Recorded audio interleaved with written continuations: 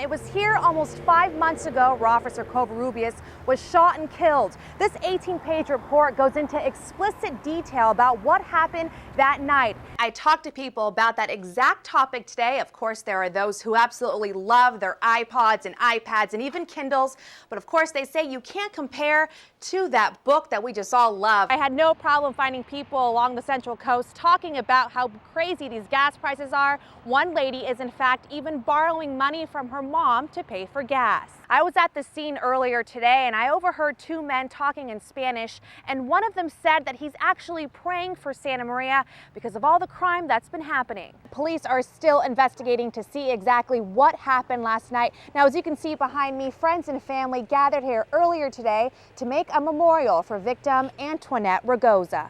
I just got off the phone with the Coast Guard and they tell me that as they were doing their search on the north side of Santa Cruz Island, they came across another dinghy that was overturned. And they're actually welcoming this new Chipotle to the center. Now take a look at this line behind me. Well, you can't see anything now, but a couple minutes ago, it was out the door. The price of cigarettes have gone up over the past couple of years. These Marlboro 100s are $5.08 a pack. If Proposition 29 passes, it'll go up $1. And for some people, that is just too much money. Yes, everyone is getting ready. As you can tell, the little quartet has been singing, getting ready for the big ceremony. You can see family and friends are already gathering for the big event. This is the first graduating class. This wind isn't the only problem. I hear that this water reaches 50 degrees this time of year, so make sure those life vests are on because you don't want to fall into this really cold water. Capslow says many homeless shelters across the Central Coast are hurting financially. When you give a homeless person money, you don't know where that goes.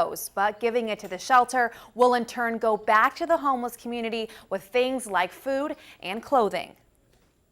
How's it going? Oh, hanging in there, thank you. Every day for the past year, Crystal Davis hangs around downtown San Luis Obispo with her sign and her backpack. I just hold my sign and give them a smile, and hopefully they'll give me something. Anything helps. When we visited her in the afternoon, she already made $14. I try to stop between $40 and $50. I just stop for food, and I'm a smoker. I buy cigarettes, something to drink. If I need something to wear, I'll buy that. Other than that, I try not to take advantage of people. Capslow says there's no reason for people to be panhandling, especially since there are places like the Maxine Lewis shelter, which offers meals, beds, and clothing. Some of those people are actually using our services, getting food, getting clothing, getting things, and they're still out there with signs saying that they're hungry or things like that. Esperanza Nunez used to give food and even money to the homeless, but not anymore, especially since she started seeing young people begging for money. You know, they can go to work. I'm going to be 70, you know, and I'm still very active. And I never beg for anything. I got things because I work for. Crystal knows there are places that help, but says they're too crowded. So she'll continue to sit out here with her sign until she can find a job. It doesn't matter who you are or where you're from. Everybody who's holding a sign or sitting out here needs some kind of help. I spoke to another panhandler and he told me that he makes about $30,000 a year, but of course we can't verify that amount.